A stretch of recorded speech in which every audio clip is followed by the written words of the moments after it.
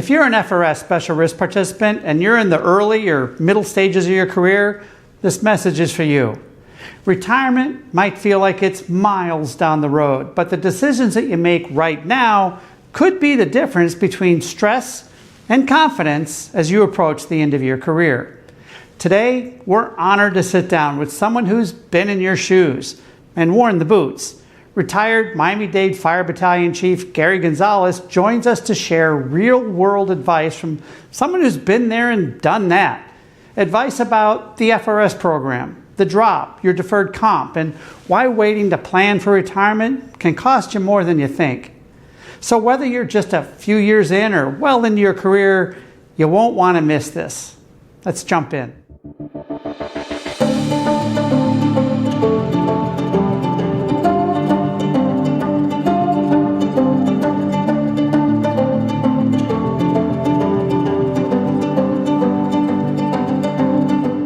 So today we're talking about the young firefighter. Okay. And I guess it's really, we came across this subject when we were talking about your early years and the things you wished you had done differently. Yeah.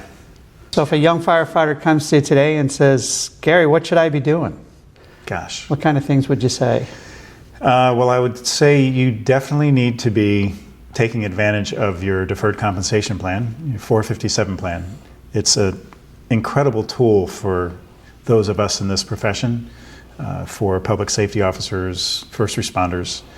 And I would, if I could do it over again, as soon as I had the ability to invest in that plan, I would have maxed it out right from the beginning.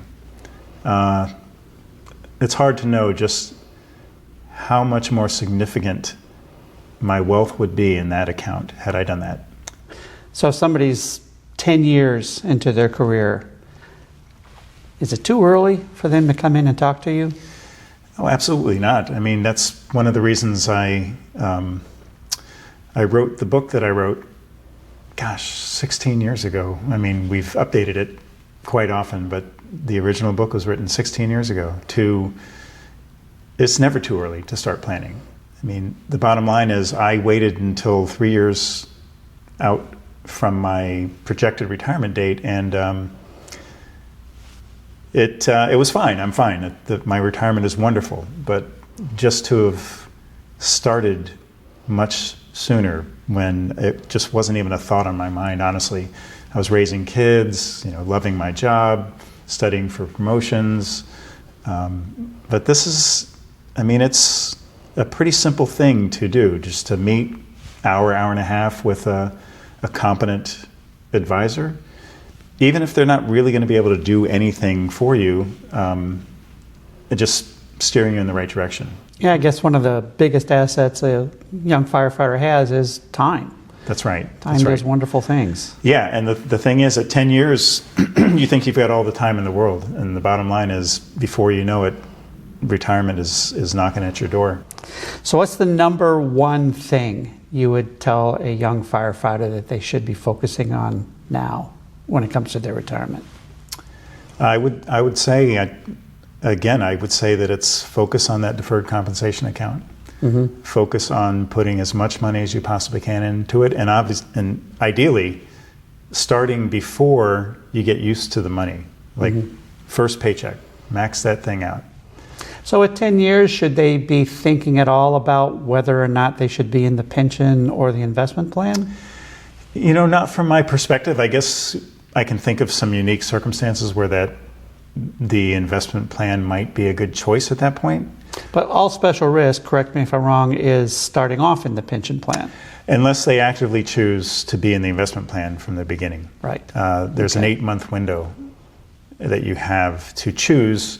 If you don't choose, it defaults to the pension plan, which for the overwhelming majority of people, I think it's the right choice. And this is true whether or not you plan on retiring in the investment plan.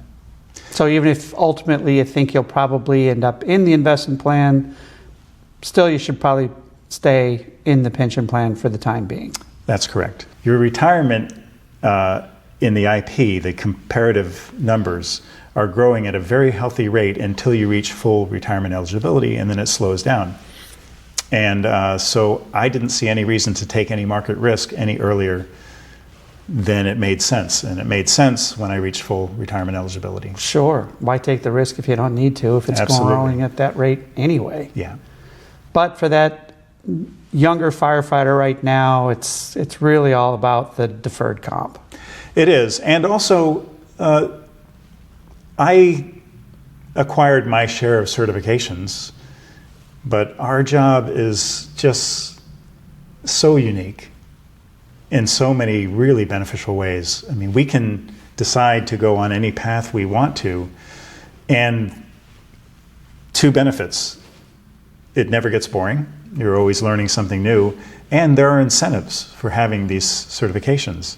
The other thing I would encourage young firefighters to do is if you're someone who's considering college or think you would enjoy that, there are also incentives for having degrees that are helpful for your department-related degrees. And you'd be surprised at how wide a range of degrees there are for that. So pursuing education, because again, it will ultimately benefit your average final compensation, which pension and investment plan are based on.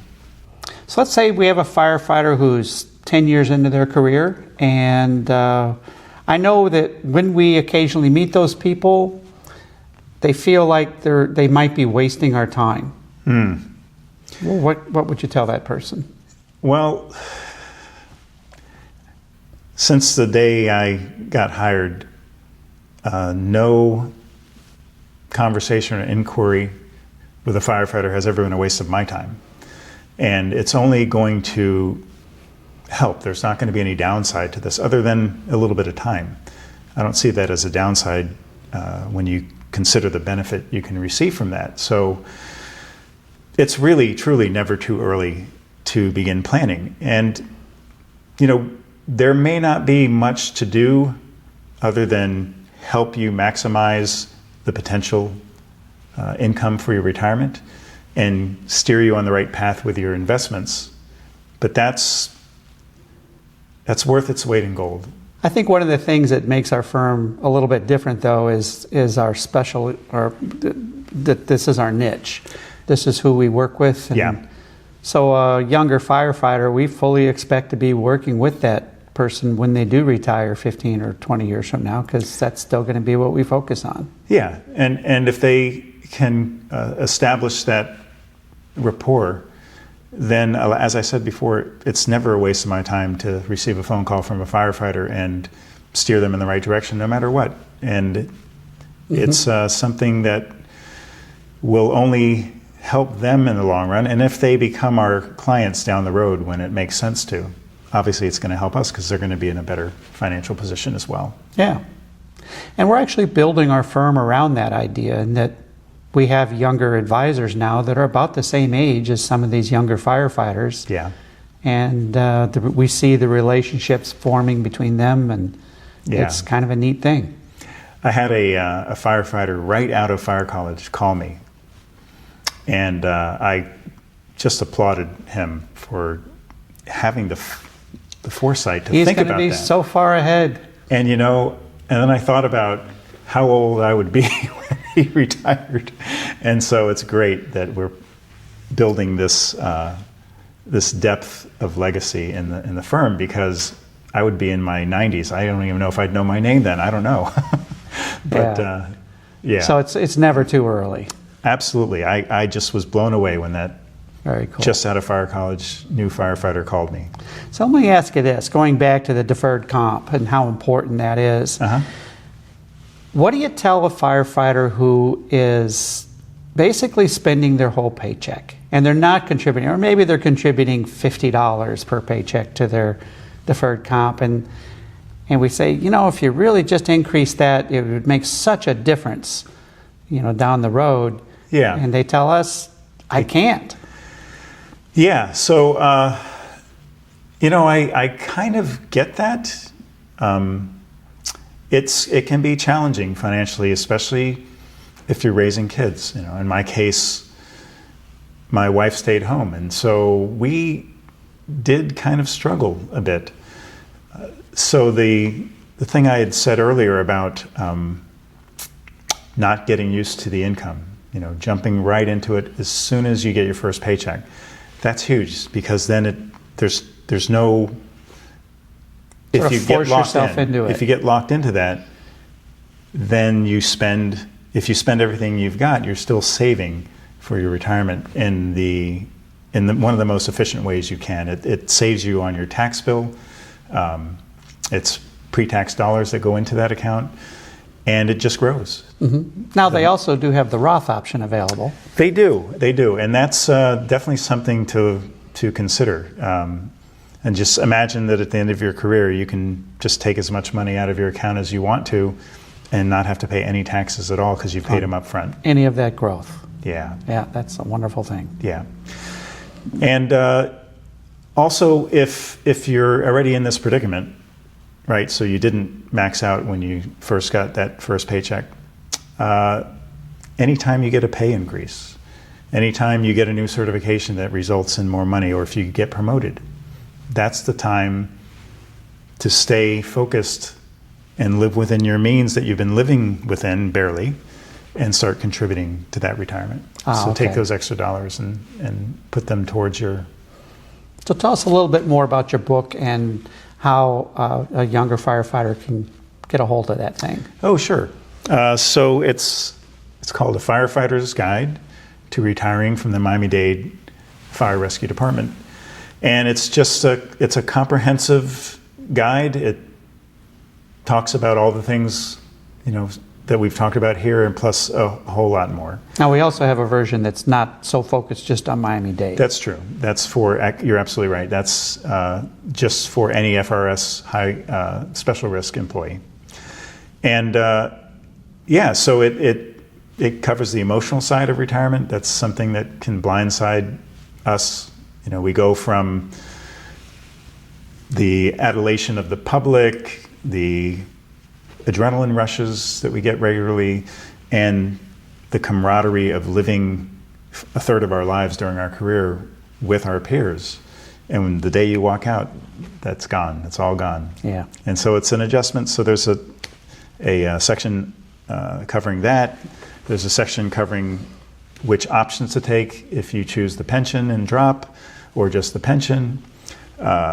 There's a section in the back that's kind of a checklist of exactly what you need to do and when you need to do it as you get closer and closer to retirement. So it's pretty comprehensive, and we do keep it up to date anytime legislation changes, either federally or statewide. When the contract changes, we update it. So it should be current, and hopefully it's useful. And you can get it simply by contacting me, contacting Northstar Financial Planners. We'll get your mailing address and send you a copy, and it's free. There's no... They get a real book. It's not just an e-book. Yeah. We'll put a tag at the end of the video for the cool picture in the front. Yes, a few cool pictures. Yeah. All right. Anything else in parting which you'd like to share some wisdom on? I think in the midst of our careers, we don't necessarily appreciate what an incredible stroke of luck it is that we ended up in this profession. Even if we've pursued it, a lot of luck is involved. And just to really appreciate that most people don't get to do what we do in our lifetimes. Also, most people don't see what we see in their lifetimes, like the things we see regularly. They don't see ever. So it's really, really important to find healthy ways to take care of ourselves throughout that career. And we're here for each other always in that regard, and both financially, and we've had our share of folks who weren't doing well emotionally, and we've been able to hopefully steer them in the right direction as well. So just having a secure path to retirement doesn't hurt when it comes to that. Yeah, that kind of takes a load off, right? Yeah. Like not having to worry about finances. And so here's the thing. There are people like you who have spent most of your adult lives really learning and understanding what leads to a successful retirement and what doesn't. So, as soon as, honestly, as soon as you watch this, give us a call. We'll steer you in the right direction, and we'll help take that load off. We'll get you on the path that alleviates that financial stress. Sounds like we'll have to expand our switchboard. Yeah. We'll have a call center. There you go.